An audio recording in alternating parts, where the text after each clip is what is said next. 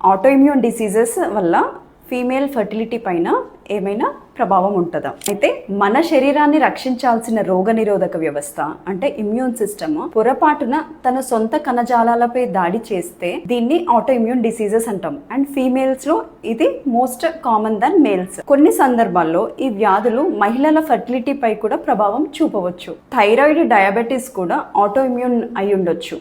Lupus, rheumatoid arthritis, antiphospholipid antibody syndrome వంటి పరిస్థితులు హార్మోన్ల సమతుల్యతను, అండాశయాల పనితీరును, గర్భధారణ స్థిరత్వం మీద మరియు అబార్షన్ల ప్రమాదంపై ప్రభావం చూపే అవకాశం ఉంది.